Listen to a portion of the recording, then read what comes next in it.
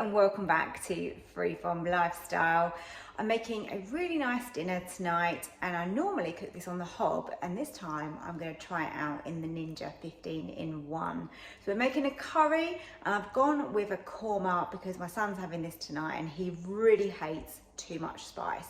So fingers crossed he actually likes this curry. I've used a curry paste. I'm just going to add a few ingredients. I'm keeping it really simple, so this isn't exactly made from scratch because I'm not kind of making my own paste, but it just means that it's a really easy recipe for you to follow and for you to be able to copy and make yourself. Ooh, talking to me with your eyes, I get a hint of the perfume that I like. Wear it like a disguise, I come around with the perfect alibi. Midnight, pouring my heart out like it's water. Before we get started though, I just thought I would share with you some little bits and pieces that I have purchased. So I'm using the Ninja all the time, which I'm sure you're very much aware of because all of my recipes at the moment have been made in there. So I got myself, whoops, got that caught. I got myself one of these tins, which is just literally a sandwich tin, but all of mine have got a loose bottom and this one doesn't, so it's going to be great for making something like toad in the hole, I was thinking. So that could be a recipe coming soon. I got myself some air fryer liners as well, so I've got a big pack of these. These are actually linked below. These are from Amazon, so if you want to buy them, then yeah, I'd recommend those ones. They're really good. And then I got myself a new pizza cutter because mine broke. And then a thermometer. I don't know if you've got one of these and whether you rely on this, but I find this so useful. So I made some chicken, like Parmesan crispy chicken in my air fryer, and it just allowed me to check the temperature to make sure that it was fully cooked without cutting it open. So this is a must-have for me. Then the other bits from Amazon I've got, I mean, look at the size of this. I've got a huge paprika. I've got some ground white pepper, some celery salt, and some mustard powder. So I just grabbed those off of Amazon because they're just bigger pouches than buying the little ones in the supermarkets. And then my absolutely favourite brand of knives is Kitchen Devils, and I have linked these below as well from Amazon. I've already got one of the knives and I fancied a slightly bigger one, and this one says that it's a small cook's knife that's versatile, great for fruit and vegetables, which is what I needed. Start making this lovely chicken korma. I've already diced up my chicken breast, and then I've put my korma paste onto that, and I've left that in the fridge for a couple of hours, just going to really help let that chicken take on that flavour. So tonight we are going with 4 chicken breasts, and I used probably around 3/4 of a jar of the korma paste. Okay, we're going to get the lid of the Ninja up. Take out the basket, don't need that tonight. We've got that onto Sear and Saute, and now I'm using the air fryer oil, which I've probably shown you before. I just got this one in, where was it, Aldi. And it's actually been quite good actually so far, so I quite like this. So I'm gonna give that a good spray. And then I'm gonna pop in my onion. As you can see here, I've got some finely diced onion. That's starting to sizzle away now. Smells really good as well. Why do onions smell so lovely when you're frying them like this? I think any curry is always a really good base to have an onion and garlic. I don't put the garlic in quite yet because I don't want it to burn. Normally I make my curries from scratch and I use all my own spices to go into it. But sometimes it's nice just to try something different, isn't it? And this one is a Jamie Oliver korma paste, and we'll see how good it is. And I just crush that garlic. Oh. Only a little bit of garlic that I use, but you can use more than I do. That was sort of 1 small garlic clove, but really this would probably call for a couple. It's just my personal preference. And now, before that starts to colour too much, we're going to pop that chicken straight in. Give that a really good mix. Sorry about all the steam there, it should clear in a second. Now we're just literally going to get a little tiny bit of colour and sear on the outside of that chicken.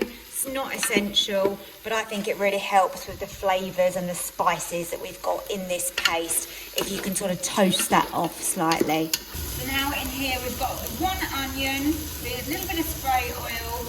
You can use 1 or 2 garlic cloves. We've got 4 chicken breast dice, 3/4 of a jar of the curry paste. Now I'm going to pop in a tablespoon of tomato puree. Really fancied a curry. We haven't had one in a while actually. This is going to be lovely tonight.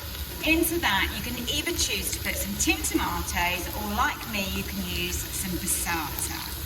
I'm going to turn the sear and saute off now. We don't need that anymore. And we want 400 grams of the passata or tinned tomatoes. And then also you want some coconut milk. I'm using a light version here, and we want a whole tin, so that's 400 millilitres. Whole tin of that going in.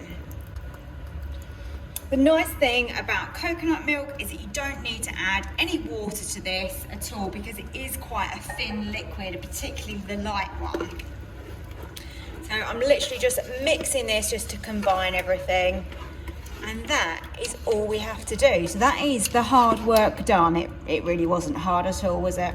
So if you're watching this and wondering whether you should buy a Ninja 15-in-1, then I highly recommend it. I've really got to grips with using it a lot more recently, and I'm trying out loads of recipes which I'm showing you. Not all of them have turned out perfectly, I have to be honest, but it does take a little bit of practice, but once you get the hang of it, it is absolutely brilliant. I've got a link down below where you can purchase one from Amazon if you want to. It'll probably be the best thing you've ever bought for your kitchen. Now we're going to go on to pressure cook, lid down, and then we need to slide across to the pressure side. I'm going to go with high, and I'm also going to go with a quick release, which is the middle one over here, and then just 8 minutes. It's not going to take very long. My vent is on seal, that has been checked, so let's start. And to keep this dinner really nice and easy, we've got some microwave rice. I know it's cheating, but it's so cheap now to buy this packet rice. And you know, it's gonna cook really quick in the Ninja, and it's getting late and I want dinner served. So it's just an easy way of creating a lovely family dinner that we can all enjoy. Let me know if you cheat and you use this sometimes too. It came to pressure really quickly and we're almost finished now. And we've just got the quick release to go. All the pressure has now been released, and any second now the Ninja should say that I can open lid. There you go. Slide that across and we can open up. Now this is definitely more liquidy than I would like. So what I'm gonna do is I'm gonna just remove the chicken, and then I'm going to pop it on sear and saute just to let that thicken up for a few moments.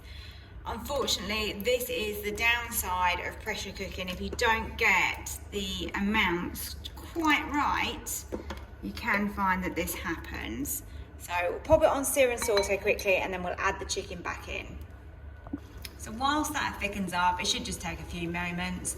I have just split open a piece of that chicken, and it is really tender and cooked perfectly.